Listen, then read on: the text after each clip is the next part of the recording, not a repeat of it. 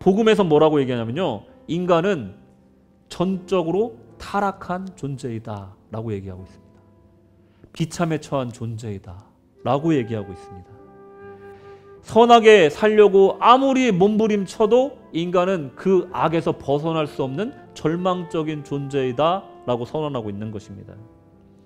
복음이 없다면 얼마나 처참하겠습니까? 복음이 없는 것 자체가 어둠이고 이미 징벌을 받은 상태라는 것을 오늘 본문은 설명하고 있는 것입니다. 인간의 비참, 전적 타락에 빠짐, 세상은 가망이 없는 절망에 있고 하나님의 진노의 대상이 됐고, 그리고 진노의 대상이라는 것은 곧 다른 말로 말하면 하나님과 원수가 되었다는 것이라는 거예요.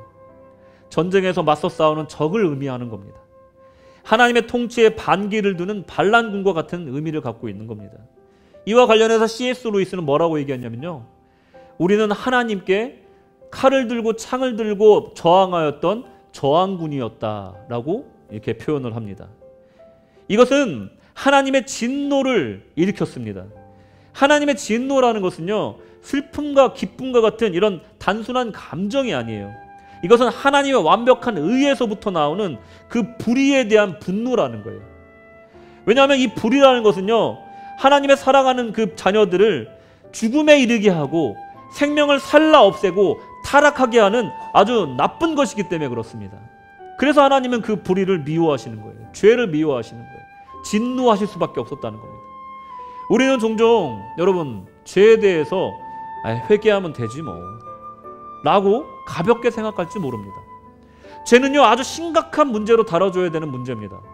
이것은 죽고 사는 중차대한 문제라는 거예요.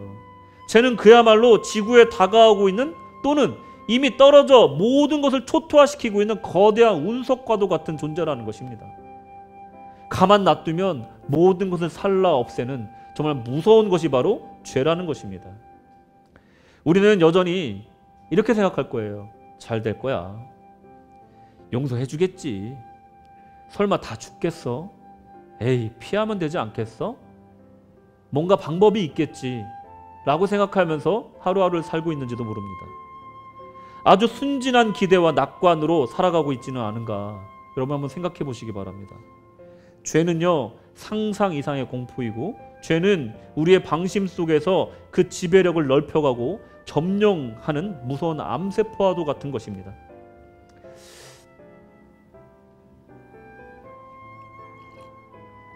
여러분, 질문 하나 더 드릴게요. 임진왜란이 몇 년도에 일어났습니까? 일부 예배 때 오셨었나요? 어떻게 아세요?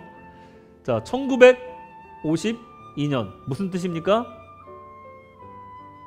이러고 있으면 안 된다. 1592. 이러고 있을 때가 아니다. 1592 임진왜란. 그죠? 이러고 있다가는 외적이 쳐들어온다 이거예요. 1592 다 외우셨죠? 임진왜란 몇 년이라고요? 1592. 이러고 있을 때가 아니다.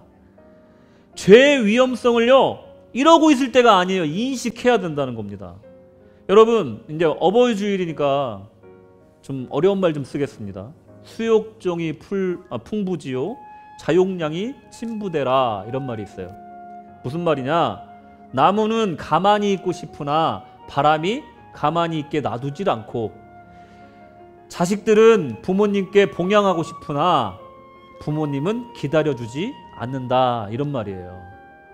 에이, 우리 부모님 아직도 젊으신데 뭐, 에이, 아직까지 성성하셔. 내가 좀 자리 잡히면 그때, 에이, 우리 부모님 조금만 더 늙으시면 그때 전도해야지, 그런 생각 갖고 있을지도 모른다는 겁니다. 방심하는 사이 우리 소중한 사람들이 멀어지고 떠나간다는 거예요.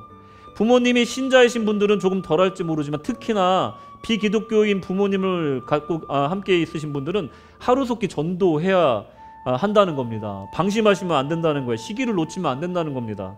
막연하게 나중에 하다가 낙관이나 방심은 항상 후회로 돌아오게 돼 있다는 거예요.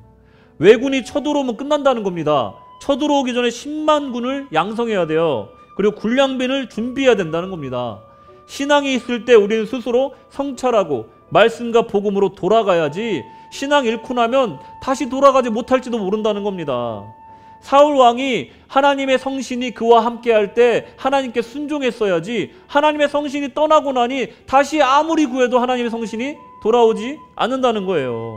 믿음이 있을 때 믿음을 키워야 된다는 겁니다.